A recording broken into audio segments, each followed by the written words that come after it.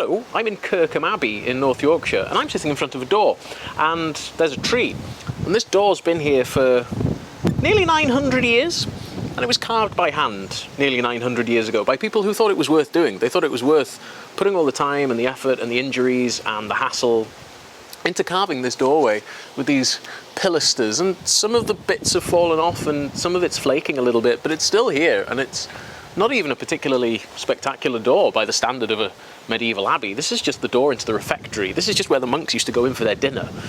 This isn't like the main door or anything. But it was worth doing, it was worth making. People believed it was worth taking the time to make this lovely doorway for this little doorway. And I think it's important for us to take time over stuff and to make stuff ourselves. And that's why I want to talk you through getting through stuff that's difficult without having to resort to AI, whether it be your university degree or just getting through the day without having to resort to using generative AI. Because I can do it, and if I can do it with my little pea brain, I know you can do it. Anyway, it's starting to rain, so I think we'll do the rest of this in my office, if that's okay. Great stuff.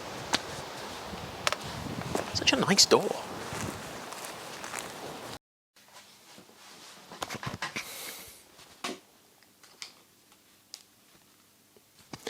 Guys, I'm not going to lie to you, this is like the third time I've tried to record this video, and I am just struggling. But this is a video about generative AI and why you shouldn't use it, right? And there are myriad reasons why you shouldn't use generative AI, and I'm going to focus on a couple of them in this video, and I'm going to try and link them into my experience and hopefully some of your experiences, right? And this video, I think, is going to be particularly useful and relevant if you're at a university, if you're an undergrad, and you are studying for a degree, an arts degree, a history degree especially, and you're struggling because you feel like you have too much reading. So if you feel like you have too much reading, do hang around, and we're going to try and figure something out for you. But one of the big first things that I want to talk about in terms of generative AI is data security and information security, because I know people who have worked in information security for many, many years, and they are pulling their hair out because for years and years and years we have had people talking about like information security and internet security and privacy on the internet, and people are just throwing it all in the bin because they're just asking generative AI algorithms loads of stuff. Like, people are putting internal emails from companies and healthcare providers and insurance companies into generative AI algorithms, and that's just sensitive information, right? Like information about patients and healthcare and car crashes and all that kind of stuff. You can't just put that into a computer that is potentially accessible by who knows who, right? Who knows who has access to all of this information in these massive data centers and server farms that have popped up all over the world. And I don't, and you don't, but it does lead us very nicely into the sponsor for this week's video, which is Incogni. Incogni. Incogni is part of the word incognito, and Incogni offers a service where they find data about you on the internet and remove it. Because there are people out there who will not only use that data, but they will buy and sell that data. They're called data brokers. So there's information about you on the internet that you wouldn't believe, like your full real name, your email address, your home address, your work history, even your shopping habits. And people can buy and sell that information. Bad actors can use it to do all sorts of nefarious things. So if you use Incogni, and you can get 60% off with an exclusive deal on an Incogni membership by following the link in the description and using the code Welsh Viking. If you use Incogni, then they can get rid of all of that data. They can search hundreds of databases online, and they can find out what information of yours is there and get rid of it. Take it off the internet, give you a bit more peace of mind, give you a bit more internet security, and a little bit more of that privacy that we all kind of want more of these days. So if you go to incogni.com/Welsh Viking and use the code Welsh Viking, you can do that and get 60% off your subscription exclusively through clicking and doing. And it's well worth doing. I have an Incogni account. They gave me an account so that I could test it out, and it's great. It's real peace of mind. They go to great lengths. You can also get different plans where they will go and sort of do a custom job of removing your information from the internet. But even with the basic subscription, they will take hundreds of websites and databases and remove your information from it. And again, this is all part of the internet kind of not telling you what information of yours is on it. You don't know what's out there, but Incogni can help you find out and make sure that it's not out there anymore. So if you want that exclusive 60% off your subscription, go to incogni.com/Welsh Viking and use the code Welsh Viking when you check out. Get some peace of mind, get some more internet security, and get yourself off the internet. So yeah, if you work in insurance or you work in healthcare, obviously don't put any of your client or patient information into a generative AI algorithm. Obviously don't do that. But equally, even if you're not working in one of those industries, if you're an artist, don't give any of your work to a generative AI algorithm, because somebody can just use their own and nick it. One of my friends is working on a poster right now, and he is basically having to completely redesign a poster for an event because the original poster was made with generative AI, and it's really obviously just nicked loads of elements from loads of other posters, some of which make no sense, some of which have no place being on this poster, and yet they're just there because, right, it just scrapes billions of data points off the internet and has hallucinations as a result. Hallucinations in generative AI are basically where it looks at stuff and cannot tell the difference between truth and lies, and will lie and make stuff up if it doesn't have the actual answer to your question. And that's not good. None of that is good, gang. Like, all of that is bad stuff, right? And if you care about the data that you are getting and that you are giving, don't just give it to faceless corporations. Like, we know that the big companies like Meta will just sneakily say, oh, by the way, we have permission to do this with your information now, wink, and you have to opt out of it, right? You have to opt out of being taken advantage of, which just feels horrible, doesn't it? It feels icky. So be very careful. If you're going to, if you are using generative AI, for goodness sake, use it less and be careful. But if you feel like you might want to be using generative AI, don't. Because information security. So that's the information security aspect of this video.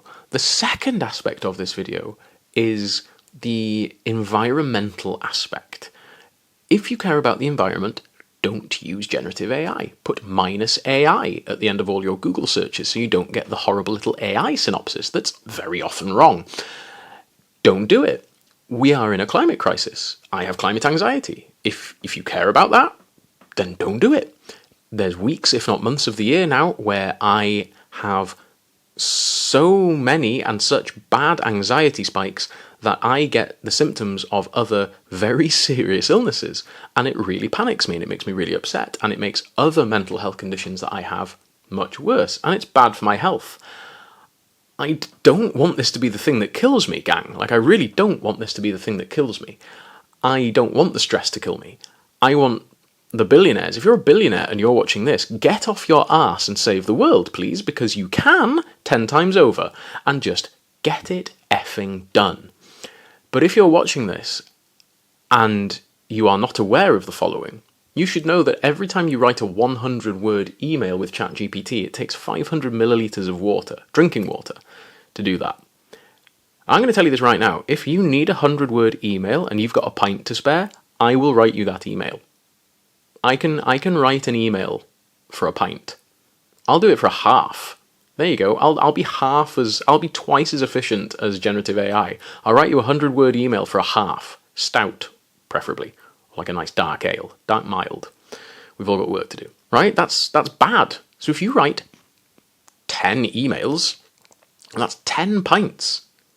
That's 5 litres of water that could have been given to a child or family. Right? That's bad. Don't do that. The data centers where the computers are stored. Oh, the computers? Yes, because generative AI isn't just a mystical cloud in the ether, right? This isn't 150 years ago, guys. We know that emissions go into the atmosphere and cause global warming, yeah? You know that data is stored on hard drives, right? You know that it's stored on servers in big computers in massive buildings, right? Right? You know that, okay? All of the data centers that are popping up that are being used to store the data that generative AI is creating are horrific. They're so bad for the environment that states like California, I think, is doing this, are banning building new ones because they are so destructive of the environment and they use so much drinking water and they are so incredibly irresponsible. Like, we shouldn't be building these things at a time where we need to prioritize the health of our ecosystems. So don't use them. Don't use generative AI. If you care about the environment, do not use generative AI. You don't need to, I guarantee. No, you don't, Carl. You don't need to. You really wicked don't, my friend. Okay? You don't. So if you care about the environment and you want to do your bit for the environment, one thing you can do that's very, very easy is don't use generative AI. It is bad, it wastes water, it uses up electricity.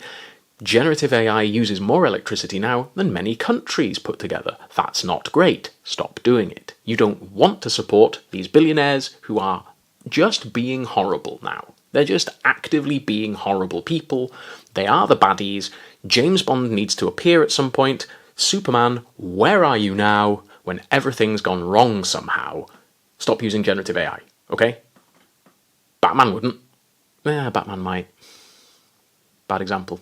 So, the third thing that we're going to talk about here is the effect that using generative AI has on you. Using AI is bad for your brain, and there are some studies in the description that support this.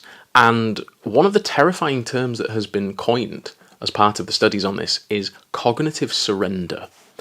And that is exactly what you think. It is you surrendering your cognitive functions, your brain functions, instead using AI, right? You are using AI instead of your cognitive functions, is what I mean to say. And that's really scary. That's a scary thing for anybody to do, is just say, well, I could use my brain, I could use this incredible thinking machine in my skull, or I could just ask the computer. In fact, Googling something, search engines use more of your cognitive function than just asking AI. It is the worst way of doing research, and often it's wrong, because as I said, they can hallucinate, they can lie, they get the answers wrong very frequently, and it might just be that instead of your recipe taking 45 minutes, it takes 2.5 hours. It might be that you use the wrong medication and cause yourself or a family member serious harm. It might be that you fail an essay that's really important in your degree. And this is the bit that's really important for university students because, well, I'll tell you a little story if I can, if I may. When I went to university in 2008, there was no AI. There was no generative AI, no large language models. And we were given reading lists for every module, right? Every module on the degree came with a reading list. And we tried our best to read everything on those reading lists. We often failed, and we felt bad. And so what we would do if we didn't have time is we would meet up at a coffee shop or at the library or in one of our houses or flats or at the pub, and we would compare notes. We would bring all of the reading as a group of friends, and if anyone had some of the reading that the rest of us didn't have time to read, they would bring it, and we would flip through the abstract and their notes and the conclusion and the introduction, and then we would get a basic gist. And that way, when we went to the lecture or the tutorial, we would be prepared. We would say, yep, we have, in some way or another, read all of this and absorbed as much of it as we could in preparation for this. If it was for an essay and we really needed as much as possible, then we would go to the library. We would spend all night there. I spent all-nighters in the library, in the Sidney Jones Library in Liverpool many, many times.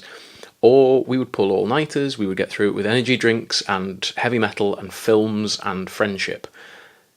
No, it wasn't always the healthiest way of doing it, but we did it. And we all got our degrees. And in my friend group at university, I'm proud to say we had people with chronic pain, with really severe autoimmune injury, conditions, with legal blindness, people who were dyslexic and dyspraxic and sound sensitive and autistic in ways that meant that they couldn't take notes at lectures. We all got through it. We all got our degrees because we collaborated together as people, as humans, as friends. And that is what you need to do. Because an awful lot of you guys who are going to university now are not prepared for it. And I wasn't prepared for it. I had a breakdown in my first year. But I could read for university. I could read for it. I was taught to read for it. I was taught how to think critically by my history teachers in school. And I am really, really proud that I managed to learn that from Mr. Evans and Mr. Hughes and Mrs. Williams, and I'm really glad that I listened to them because it got me through university. And what I learned was, the who, the what, the where, the why, the weakness of source material. And that's what you need to be doing. You need to be critically thinking about your source material. But you also really need to not be doing the opposite. Because the opposite of critical thinking and looking at your source material and working through it and figuring out what is useful is just asking the generative AI, is just asking the LLMs. Because they are not reading that material. They're not digesting it. They're just scraping answers from the internet. And that's not good. Because you are at that university to learn these skills. You're there to absorb information about a subject area, but you are there to learn skills. If you're an arts student, the reason you're at university, the thing that university is there to do for you is make you an independent thinker. You are going to come out of that capable of reading any source material around your subject ever and figuring out if it's reliable or not, why, and then articulating that. That is what you're there to do. If you are writing an essay about the history of the zipper fly in trousers, and you have 15 articles and 5 books on your reading list, and you think, holy crap, I cannot get through all of this. I was in the same position. Now, what would you do if you didn't have access to that generative AI? Well, the first thing you would do, I hope, is you would tell someone about it. A friend, a housemate, a lecturer, a tutor, somebody. And they would then say, okay, well, let's figure this out. If you can't read all of it now, can you share this work with your friends? Can you and your friends get together and split the work between you and then compare notes? Could that work? Could you guys do that? Could you all come together with all of the source material shared between you and figure out where the gaps are and that kind of stuff? Could you do that? Could you ask for an extension or extenuating circumstances? There are options. There are always options. But the point here is you cannot surrender cognitively. I know that you're stressed. I know it's really, really difficult. I know that you are crying, and it's fine. All of that is real, and you're experiencing it. But the next step is not despair. The next step is not surrender. The next step is reforming and consolidating and then figuring out a plan. Because that's what we did. And I did it, you can do it. Trust me. Really, really believe me. If I can do it, you can do it. I am not top of the class. I wasn't top of any of my classes ever. I failed maths at one point in school. You can do this without AI, and you need to, because the whole point of this is you need to engage your brain. And the Institut Polytechnique de Paris last year in 2025 did a study of French students. 83% of the ones who used AI couldn't remember a single passage from their essays. They couldn't remember a single thing, not a single sentence. And that's terrifying, right? Then why are you there? Then why are you there?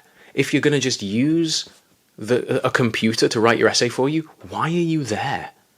The whole point of writing the essay is you take the information, the data from your sources, you synthesize it into an argument using your brain, you find the weaknesses and the strengths in it, you find the bits that support your argument, you find the bits that support what you're trying to say, you find the bits that you can disprove, you read the article that was written by your lecturer, you find the weaknesses in that, and they think more of you because you're challenging them. That's the whole point of it. And if you're not going to do any of that, why are you there? Why? Don't do it. Don't surrender cognitively. Don't surrender. Okay? Don't. Your brain is incredible, and you deserve to know that you can get through it. You deserve to know that you can get through this. And you know what? I dropped out of my PhD because my brain was in a position where I couldn't get through it. I was in a position where I could not get through that degree, and that's fine. These things happen. Happened to me. I did it. There you go. There you go. You're watching a guy right now who, without using generative AI, passed 2 degrees and walked out of another one. So it happens to people, right?